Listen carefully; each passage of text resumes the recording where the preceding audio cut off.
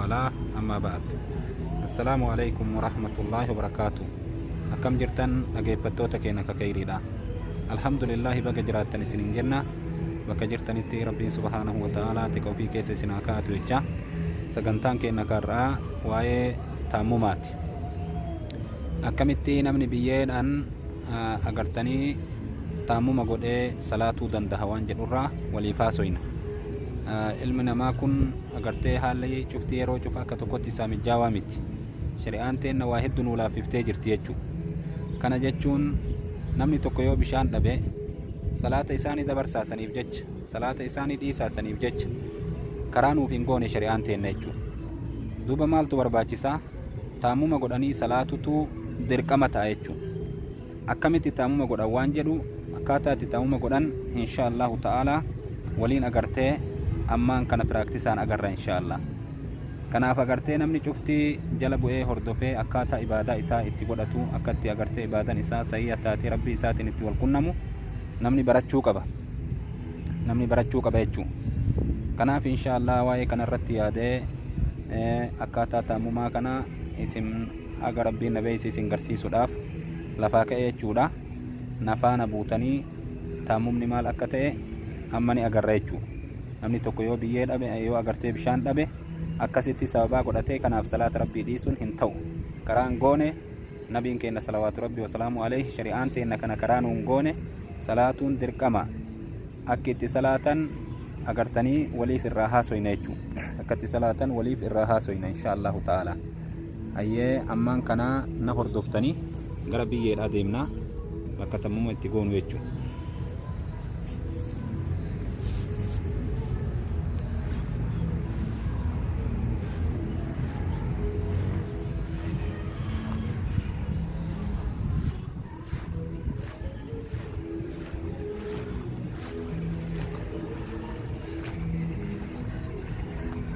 Akkuma arguutti jirtan kana yaa obboleewwan kun amma biyyeedha. Biyyeedhaan agartanii biyya lafa keessaa bahe ni agartan jechuun biyya jechuun kana duuba kanaan agartee taamuma godhan kanaan tayaamuma godhanii duuba namni agartee bishaan dhabu haalli bishaan dhabuudhaaf kun nama ni mudata. Yeroo haalli sun nama mudatetti namni agartee mana fincaanillee dhaqee waan agartee istijjaatti bahullee dhabuu fa'aatu mala. Yeroo akkasiisan wanti isaan barbaachisu dhagaa akkanaa kana jechuudha. Dhagaa akkanaa kanneen dhagaa xixiqqashaa jechaadha. Dhagaa akkanaa kanneen dhagaa kana isaan barbaachisa. Dhagaa kana ni agartanii namni agartee yeroo mana fincaanii dhaqee mana fincaanii seenee dhagaa sadii hin boyfatuu qaba. Yoo agartee bishaan hin arganne duratti dhagaa sadii hin boyfatuu qaba. Fincaan isaa wayitii fincaane qaama isaa agartee kasaalaa bakka biraatti irra osoo hin oofne jechuudha. Bakka fincaanii sanitti qabee isa kanaan agartanii boysatee dhagaa kana darbee kanallee fuudhee kanaallee boysee kanallee darbee kanallee fuudhee kanaallee boyse. Yoo sadii kanatti agartee ka goguu dhabu taate hoo dhagaa biraa ammallee fudhatee jechaadha. Dhagaa biraa fudhatee agartee gaafa kana meeqa ta'a? Afur ta'a. Kanaan agartee boyfatee eegasanii ammallee 5 godha. Qarii godhu isa barbaachisa. Kanatti aansee akkasitti agartee boyfataa akkasumatti deema jecha. Haala kana wanti isa barbaachisu fincaan ta'uu waan biraa ta'uu kanaan boyfatuu qaba. Haala kanaan akkasitti boyfata yoo dhagaan arganne waan dhagarraa bakka bu'aa korfaa biyyee agartee jajjabaatii wal qabatu kanaan agartee akka godha. Hattanii sooftillee ni taati. Tishuuta jedhanii fakkii sooftii ammaan kana agartanii magaalaa irratti gurguran kana agartanii isii tanaallee namni agartee akkasitti boyfachuu ni danda'a jechuudha qaama isaa kasaalaa. Egaa akka godhee booda yoo immoo bishaan argatee bishaan istinjaan bahe suni dhumate waliin agatti isa barbaachisu hin jiru. Yoo immoo agartee ka bishaan hin arganne lafa bishaan hin arganne keessatti ka argamu taate haalli isa barbaachisu kan dhagaa bishaan argatutti akkasuma godhu adada agartee fincaanu jechuudha. Taamumni immoo agartee ka biyyee qulqullii akkanaa kana barbaachisa. Biyyee kana barbaachisa duuba. Biyyee dachii gubbaa jiru qulqullii kana barbaachisa. Kanaan taamuma godhan. Taamuma kana yeroo godhan gariin agartee namaa dhagaa harka isaa laasii kanatti agartee kortuu jira jechuudha. Dhagaa harka isaa laasii kanatti ollaa qabu. Kun illee agartee harka isaa laasii agartee akkasitti ollaa qabu jecha. Bishaanii warra godhu jira. Ulaatii agartee harkallee akkasiin taamumni gonboratu. نبي كنا عليه الصلاة والسلام ورا كنا جد اللي مجرى مسألة خلافاتي ورا كنا جد اللي مجرى الموت نبي كنا نبرسي صلوات ربي وسلامه عليه أما قرتني ولكن مدام تتكي وقرسي سيدم بناي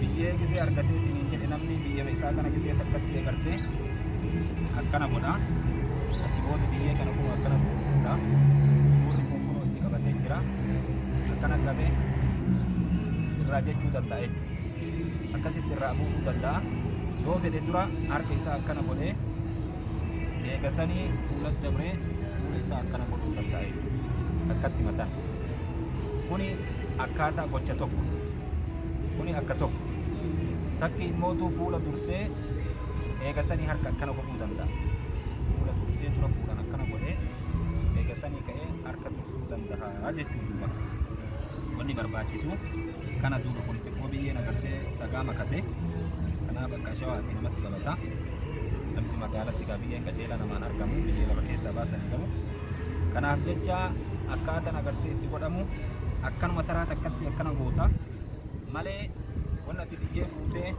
kanatti illee akka dhugaatiitti kana marattuu laaqadhu hin jiru jechuu duuba karaan sahihaa kana duuba kanarratti deemnee takkatti callaa agartee fuula kee akkasitti gadi haqattee Akimoda agartee harka akkana bootee akkas godhuu dandeetta dura harka akkana bootee achii kaatee fuula kee akkana bootee dandeette haala kana wanni barbaachisu akkatti akkana bootaa dhumatee wanni barbaachisu kana itti duuba namarra wanni barbaachisu kana haalli taa'amuma akka kana akimoda agartee salaata kee salaatta akka agartee kayuu dhuma kanaan osoo deemtu iddoo akka namni fakkeenyaaf sa'aatii ho'i waldaattee osoo duuni kun hin cabin akkasumatti agartee asriileen si dhufe yoo bishaan hin argatin akkasumas salaatte akka gaafa bishaan argattuutitti yoo bishaan argachuu hin danda'in daruu akkasumas salaatta jechuudha akkasumas salaatta wanti sirratti jiru akka bishaan argattuutti akkasii salaatta bishaan argannaan immoo keessaa baata jechaadha wanta addaa tartiibatti deebite yoo bishaan dhabde immoo bifa kanaan agartee akkasitti taa'uma gootu osoo bishaan jiru mootu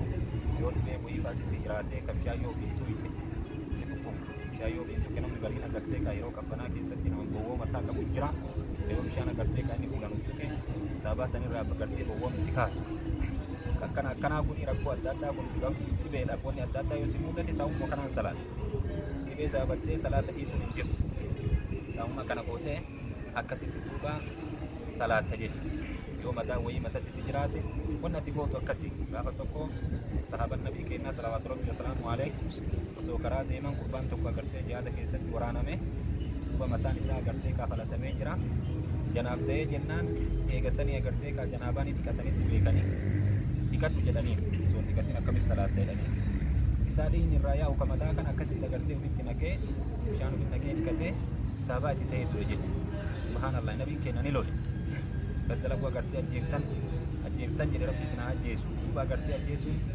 agartee kaa hin barbaachisu duuba ilma namaa agartee miidhuun hin barbaachisu shari'aan teenya karaa cufa keessatti laaffitiidhaan nu dhufte laaffitiidhaan nu dhufte haala laaffitiitiin nu dhufte kanaaf nama yoo inni dibamee rakkoo keessa jiraate dirqama hodhatuu qabdaa dirqama akkas hin jedhaniin tammumatti irraa bakka bu'a duuba biyyama fuudhanii bitanii biyyama san irraa bakka bu'a yoo dhibeen sun agartee sababaan bishaanii agartee rakkoo keessatti ni taate dirquu hin qabu shari'aan teenya karaa laaffitiidhaan dhufte barumsa dhabatu wallaalatu agartee ilma namaa kana jinqa jechuudha kanaaf akkana barbaachisaa bifti agartee tammuma akkam agarre kana bifa kanaan agartee nama barbaachisa jechuudha inshaallah sagantaan keenya tatamuma asitti nu hobba'a haga sagantaa wudu'aa ka birootiin agartanii walitti deebinutti assalaamu alaykum shukran ya rabbi shukran